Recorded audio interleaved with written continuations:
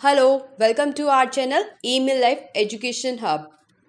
Friends, बहुत सारे लोगों का ड्रीम होता है कि हमारा बहुत अच्छा बिजनेस सेटअप हो और हमें अच्छे से अर्निंग्स मिल रहे हो। इस वीडियो में हम देखेंगे टैक्स प्रोविजंस इन केसेस में क्या रहते हैं। जब बिजनेस से प्रॉफिट आता है तो उस पर कैसे टैक्स कैलकुलेट करते हैं। Okay, let's start. First question, हमारे इनकम टैक्स में कितने हेड्स है? 5, राइट। ओके, उसी में से एक हेड है PGBP, profit and gains from business and profession. कोई भी बंदा बिजनेस कर रहा है या प्रोफेशन कर रहा है, उससे वो अर्निंग्स ले रहा है, तो उसकी बिजनेस या प्रोफेशन से होने वाली इनकम पीजीबीपी हेड में टैक्सेबल होगी। फॉर एग्जाम्पल, एक शू सेलर है जो कि जूते बेचता है, उससे जो भी वो शू बेचने से जो भी उसे इनकम आ रही है वो उसकी इस हेड में टैक्सेबल होगी। या फिर कोई डॉक्टर है, उसने अपना क्लिनिक ओपन किया हुआ है, उससे जो भी उसे पेशेंट से इनकम अर्न हो रही है वो उसकी पीजीबीपी हेड में टैक्सेबल होगी। फाइन, अब हम स्टार्ट करते हैं कि हम ये इनकम पीजीबीपी हेड में कैसे कैलकुलेट करेंगे। तो कुछ सुनने से अभी तक ये हमें समझ आ गया कि जो बंदा बिजनेस कर रहा है उसकी बिजनेस इनकम इस हेड में टैक्सेबल होगी। यस मैम, फिर जो बंदा बिजनेस कर रहा है उसने एक प्रॉफिट एंड लॉस अकाउंट भी बनाया होगा, उसमें उसका नेट प्रॉफिट भी रिफ्लेक्ट हो रहा होगा। इट मीन्स वही नेट प्रॉफिट ना, इसी पर उसे टैक्स देना है। यस, इसी पर उसे टैक्स देना है। बट टैक्स के प्रोविजंस है जो कुछ एक्सपेंसेस डिसअलाउड कर देते हैं, या फिर कोई इनकम टैक्स के प्रोविजंस इस हेड के अंदर कंसिडर नहीं करते। इसीलिए ये नेट प्रॉफिट और इनकम जो इनकम टैक्स के अकॉर्डिंग आती है वो डिफरेंट होती है। इसके लिए हमें इनकम टैक्स के प्रोविजंस देखने होंगे।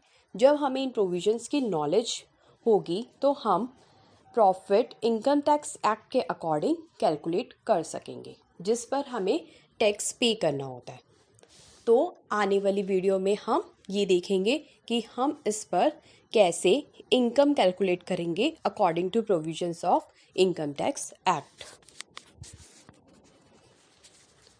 ओके, अब हम स्टार्ट करते हैं। हम देखेंगे मेथड ऑफ कंप्यूटिंग प्रॉफिट। सबसे पहले हम नेट प्रॉफिट में रिफ्लेक्ट होने वाला प्रॉफिट लेंगे। अब उसमें वो एक्सपेंसेस ऐड बैक कर देंगे जो कि इनकम टैक्स में अलाउड नहीं होंगे। वो इनकम भी हम ऐड कर देंगे जो इनकम टैक्स एक्ट कहता है ये आपकी इनकम है, बट हमने नेट प्रॉफिट में उसे नहीं कंसिडर किया। और ऐसे एक्सपेंसेस हम लेस कर देंगे जिसकी डिडक्शन हमें इनकम टैक्स में मिलती है, बट हमने प्रॉफिट एंड लॉस अकाउंट में उस एक्सपेंस को नहीं शो किया, मींस हमने उसे डेबिट नहीं किया। और ऐसी इनकम भी हम लेस कर देंगे जो इस हेड में कंसिडर नहीं की जाती या इनकम टैक्स एक्ट के अकॉर्डिंग उस पर टैक्स नहीं लगता।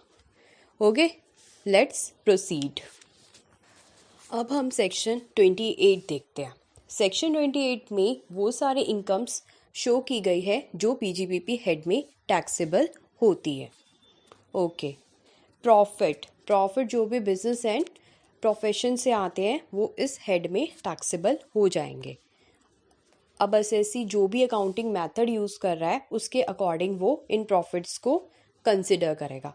अगर वो कैश मेथड यूज़ कर रहा है अपने अकाउंटिंग बुक्स में तो वो कैश बेसिस पे इस प्रॉफिट की कैलकुलेशन करेगा। बट अगर एसएससी मर्केंटाइल या फिर एक्रूअल बेसिस पर अकाउंटिंग कर रहा है तो वो उस बेसिस पर प्रॉफिट कंसिडर करेगा। सेकेंड पॉइंट, पर्क्स और वैल्यू इन काइंड। जो उसे बिजनेस या प्रोफेशन करते टाइम पर्क्स मिल रहे हैं या वैल्यू इन काइंड मिल रहा है, कुछ भी मीन्स उसे मनी की फॉर्म में ना मिलकर किसी और फॉर्म में कुछ और मिल रहा है, तो वो भी इस हेड में टैक्सेबल होगा। थर्ड पॉइंट में लिखा है पार्टनरशिप फर्म जो भी पार्टनर को इंटरेस्ट, सैलरी, बोनस, कमीशन पे करेगी वो पार्टनर के पीजीबीपी हेड में टैक्सेबल होगा। फोर्थ पॉइंट पे लिखा है एक्सपोर्ट इंसेंटिव्स, गवर्नमेंट एक्सपोर्ट को प्रमोट करती है तो वो डिफरेंट डिफरेंट फॉर्म्स में इंसेंटिव्स देती है। वो इंसेंटिव्स जिसको रिसीव होंगे उसके पीजीबीपी हेड में टैक्सेबल होंगे।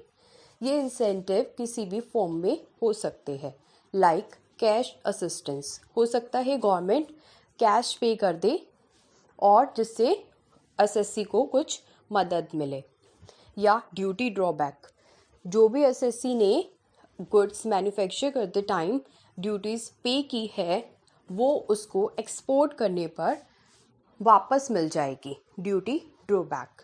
समटाइम्स गवर्नमेंट इंपोर्ट लाइसेंस भी देती है, मींस पार्टी उससे इंपोर्ट कर सकती है विदाउट पेइंग ड्यूटी। तो जो भी इन सब से बेनिफिट होगा वो उस एसएससी के बीजीबीपी में टैक्सेबल होगा। फिफ्थ पॉइंट में लिखा है कंपनसेशन। अगर किसी एसएससी को कंपनसेशन मिली है, लाइक कोई एजेंसी का एग्रीमेंट था जिसकी टर्म्स में मॉडिफिकेशन हुई है, उस मॉडिफिकेशन की वजह से उसको वो अमाउंट मिला है, तो वो अमाउंट उसको उसके बिजनेस की वजह से मिला है, तो वो भी इस हेड में टैक्सेबल होगा। 6 पॉइंट में लिखा है restrictive covenants. Covenant means agreement, restrictive means रोकना, तो कोई एग्रीमेंट करना किसी को रोकने के लिए, रिस्ट्रिक्टिव कॉवनेंट।